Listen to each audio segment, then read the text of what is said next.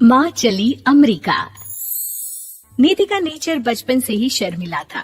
वो ना ज्यादा लोगों से बात करना पसंद करती और ना ही ज्यादा मिलना जुलना। निधि, ये पैसे ले जरा और बाजार से चीनी तो ले आ। नहीं माँ, मैं नहीं जाऊंगी, मुझे शर्म आती है, आप ही चले जाओ ना। अरे पता नहीं क्या करेगी ये लड़की। जीवन में कभी कुछ किया ही नहीं सिवाय पढ़ाई और घर के कामों के। इसकी शादी भी आसपास ही कहीं करवा दो, दूर जाकर इसका गुजारा कैसे होगा। निधि सुनती सबकी, समझती भी, लेकिन चुप करके रह जाती। एक दिन पिता के दोस्त अपने परिवार के साथ निधि के घर खाने पर आते हैं। उनकी बेटी बहुत ही स्मार्ट होती है। निधि बेटा, वीणा के साथ बात करो। देखो, अंकल की बेटी भी आई है उनके साथ। निधि वीणा के साथ वहीं बैठ जाती है। चलो ना अंदर चलते हैं, यहाँ कहाँ बड़े लोगों के बीच बैठे। निधि माँ की तरफ देखती है और अंदर चली जाती है। वैसे मैंने ना अपना चैनल खोला है, तुम सब्सक्राइब करना उसमें। मैं ना ब्यूटी और फैशन की बात करती हूँ, ये देखो।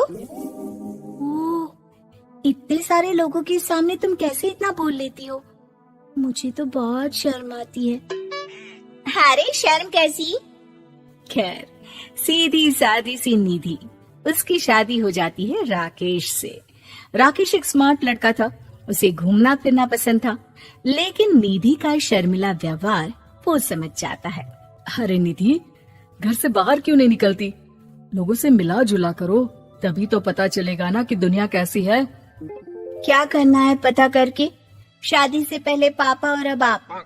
ठीक है ना, मुझे ज्यादा दुनियादारी में नहीं पड़ना। निधि की जिंदगी ठीक ठाक चल रही थी। उसके 2 लड़के होते हैं, दोनों को वो पढ़ाती लिखाती, उनका ख्याल रखती। निधि, 25 साल हो गए शादी को, दोनों बच्चे सेटल हैं। हम लोगों ने शहर में 2 मकान भी ले लिए। दोनों की शादी, खुद का पता ही नहीं चला कैसे उड़ गया। हाँ, ये तो है। मैं खुश हूँ, जिम्मेदारियाँ आती रही, मैं निभाती रही, और क्या चाहिए। देखो, मैंने सोचा है कि अब हम लोग अमेरिका जाकर रहेंगे।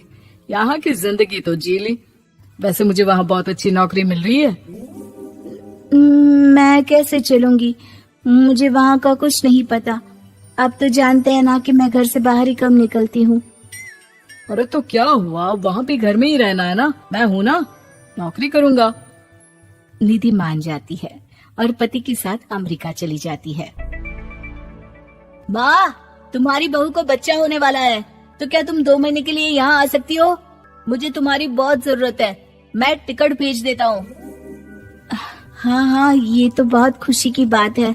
मेरा भी मन सबसे मिलने का कर रहा था, पर क्या माँ, पर अब मैं आऊंगी कैसे? पापा से बात करती हूँ। देखो माँ, प्लीज बहाना मत बनाना, तुम जानती हो ना इस वक्त में मैं किसी पर भरोसा नहीं कर सकता हूँ। निधि पति को सारी बात बताती है। क्या आप भी चलेंगे? निधि, आने जाने में बड़ा खर्च हो जाएगा, ऊपर से मुझे यहाँ छुट्टी नहीं मिलेगी। बहू पर वक्त ऐसा है कि तुमको तो जाना ही पड़ेगा। मैं अकेले दुकान तक तो नहीं जा पाती, इतनी दूर भारत कैसे जाऊंगी, मुझसे नहीं होगा। लेकिन सबके कहने पर निधि को जाना ही पड़ता है। एयरपोर्ट में घबराई निधि एक मुसाफिर से कहती है, मैं ना भारत जा रही हूँ, दिल्ली जाने वाली फ्लाइट। सब मिलकर निधि की मदद करते हैं और फाइनली निधि भारत पहुंच जाती है, जहां बेटा उन्हें घर ले आता है। वाह माँ जी, यहाँ तो मैं भोपाल तक नहीं जा पाती, आप अमेरिका से आ गई। भाई चालाकी तो औरतों में होनी ही चाहिए, यहाँ हम बुद्धू के बुद्धू रह गए। निधि इतनी दूर और लंबा सफर करके थक जाती है, वो चुपचाप बैठ जाती है। बैठना नहीं है माँ जी, बच्चा पकड़ना है, ये लीजिए।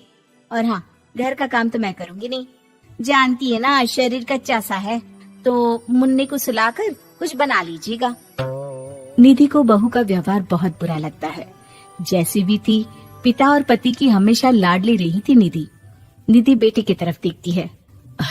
माँ, वो काम वाली कोई मिल नहीं रही है ना, मैं देखने की कोशिश तो कर रहा हूँ, जैसे ही मिल जाएगी वो संभालेगी सारा काम। अरे कैसी बात कर रहे हो, जब पहले मैंने कहा था कि अमेरिका से इनके टिकट में जो पैसा खर्च कर रहे हो उतने में नौकरानी रख लो, तो नहीं, मेरी बात पर विश्वास नहीं था। कि ना कोई मेरे बच्चे को अच्छे से नहीं संभालेगा। अब इनका भी खर्चा और नौकरानी का भी खर्चा। अरे ना जी ना, मैं नहीं संभाल सकती।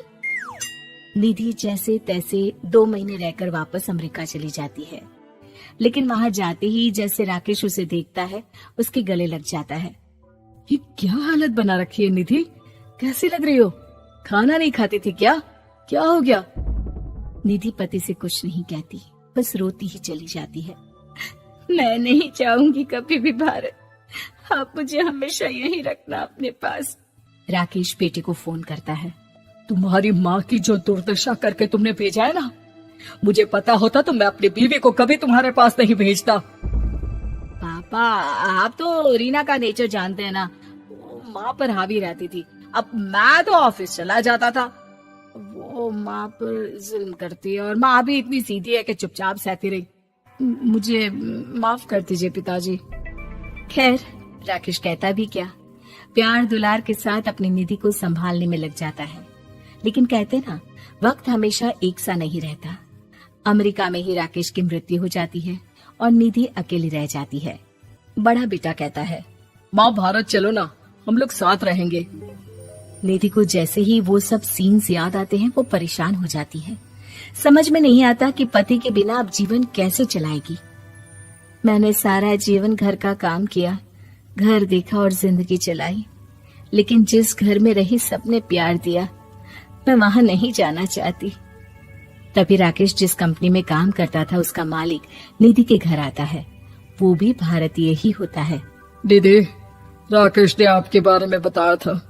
जब से आप भारत से लौटी थी उसे आपकी बहुत चिंता रहती थी, इसलिए उसने मुझसे कहा था कि कभी अगर वो ना रहे तो मैं आपको ये पैसे दे दूं। और हाँ, हम लोगों की कंपनी में आपके लिए नौकरी भी है। निधि पति के पैसे देखकर मन में तसल्ली करती है और नौकरी के लिए हाँ कर देती है। अरे पागल है क्या माँ, कैसे नौकरी करोगी? ये अमेरिका है, दिल्ली नहीं। वहाँ तो तुम घर से निकल भी नहीं पाती थी, यहाँ कैसे? मेरे पति, मेरे पिता मुझे खुश देखना चाहते थे। वो लोग जब तक थे मुझे किसी चीज के लिए ना फोर्स किया, ना कभी कमी होने दी। पर अब मुझे जीवन जीने के लिए घर से निकलना ही होगा। बेटा, तुम तो अगली फ्लाइट से भारत लौट जाओ, मैं यहीं खुश हूँ।